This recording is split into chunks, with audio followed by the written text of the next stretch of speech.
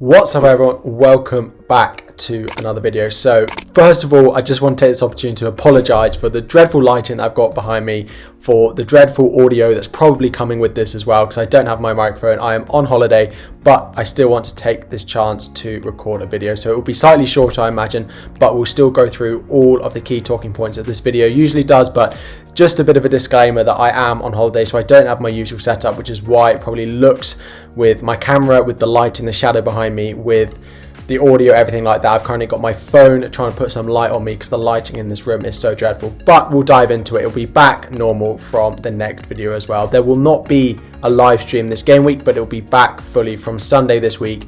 Next week, throughout the rest of the season, I'll be back, and we'll be back doing what we normally do. So I made one free transfer going into Game Week 8, the Game Week 8 team review. I've moved Dennis to Hwang Hee-chan, who looked very good for Wolves previously, and Dennis was really not doing what I wanted him to. He was playing out wide, not playing centrally where he'd started off for Watford, and then Hwang was sort of coming in, linking up with Jimenez very well, and Watford had a new manager. So that is the transfer that I decided to make very close to the deadline. In terms of my starting 11, I had Sanchez in goal, who came in with a 6 point. Very happy with that. They do have two difficult fixtures to come now in Liverpool and Manchester City, so I was very happy that he got that 6 points before that difficult run. So I've got a few points in the bank, so even if he doesn't keep clean sheets in the next two, I've had some points from him in the past couple of weeks. Into the defence, White scored just one as he conceded twice, Cancelo 6 and Trent 6. Now White very nearly got given the assist for that late Arsenal goal, but it was given to Martinelli, much to my discomfort, and I was a bit disgruntled by it, but it was fair enough. Martinelli did get a touch. Cancelo and Trent both coming in with their clean sheets, Cancelo being my vice captain, and with Diaz being benched, that Cancelo clean sheet was very good and very beneficial for me, and Trent getting 6 points again, I was very happy with that. Moving on swiftly into the midfield, so things still look quite good. So Salah, of course, the big gun for us all, scoring 26 points, 13 doubled. Of course, we're very happy with that. He continues to perform at the highest level. By far the most informed player in the league at the moment. I was looking at it between the game weeks, and actually if I'd have not moved my captain at all this season, I'd be better off just captaining Salah each and every week than I have been trying to guess who's going to outscore Salah, because overall Salah is the highest scoring player and I should have just left it on him. Elsewhere in my midfield, Sarr blanked and Benrahma blanked. I would have hoped for some more from them. Sarr came into my team after we saw Rafinha not playing, and Benrahma started. He didn't get anything, he looked a bit lively, but it's quite a few blanks now that he's had for me. And then Greenwood got his goal. I wanted to keep him for the Leicester game, which is why I didn't sell him this week, and it did pay off. He did get his goal this week, so I was very happy with that as a 7, given that my other midfielders did blank.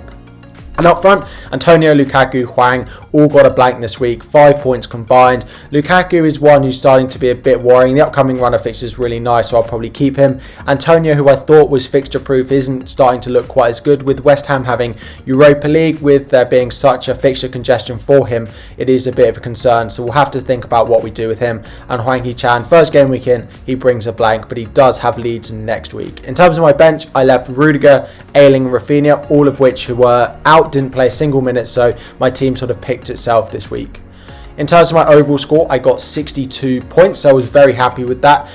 It gave me a game week rank of 1.2 million, giving my overall score from 533, and it gave me a green arrow this week from 125k into the top 100k to 95k overall. So very happy with that green arrow, moving back inside the top 100k, and given that I still have my wild card in hand, let's see how we can push on for the first half of the season. So let's move on to some of those potential game week 9 transfers, but just a reminder, I have 0.2 million in the bank. I have one free transfer this week, and I have all my chips, including that wild card, still in my hand. It's great to still have it. I don't think I'll be playing it, but it is still useful to have.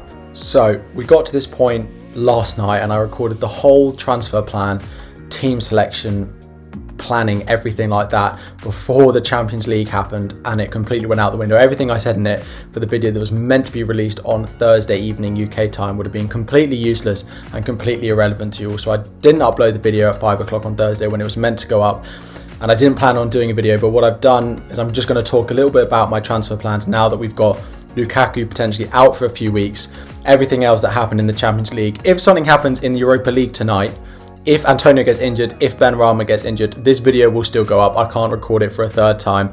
I'm on holiday, as I mentioned at the beginning, so I've done my best to re-record over what I've done. So let's just go into my transfer plans as we've got them at the moment. So Before, it was just going to be a simple move of either Mason Greenwood or Benrahma to Mbeumo of Brentford, attack that Brentford fixture run and move on some of those midfielders that I'm not particularly happy with. Now, of course, Lukaku is red flagged and it looks like he's going to be out for a number of weeks, so that will have to be my key transfer plan this week. Now, Lukaku to Vardy, Lukaku to Kane, if I had the money, would probably be the way that I would look to go. However, I do still want to attack that Chelsea fixture run, and I know a lot of you are probably thinking about bringing in Kai Havertz of Chelsea.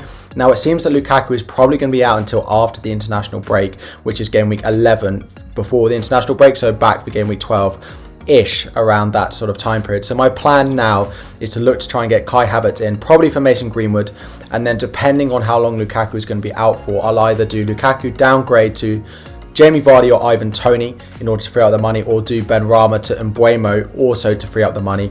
I will attack the next 3 fixtures before wildcarding going into game week 12, because someone like Kai Havertz I then won't want in my team yet. It's the Tottenham fixture swing and I can sort out a few other things in my team. So the plan is to attack the game weeks 9 to 11 fixtures that Chelsea have in attack by going with Kai Havertz, and attack the ones that Brentford have by going with Toney, and then adding Mbeumo as well for their game week 10 and 11 Burnley and Norwich fixture duo that's been so great for so many assets so far this season. So Greenwood to Havertz, and at the moment Lukaku to Toney is the 2 transfers I'm planning on making this week. It would be a -4, but I think a lot of people will be doing similar this week with Lukaku out. So that is my team. Sorry this video is a bit jumbled. I hope you found it useful. Drop your comments for your teams in the comment section down below. Any questions you have ahead of game week 9, I will do my best to answer them before the game week deadline.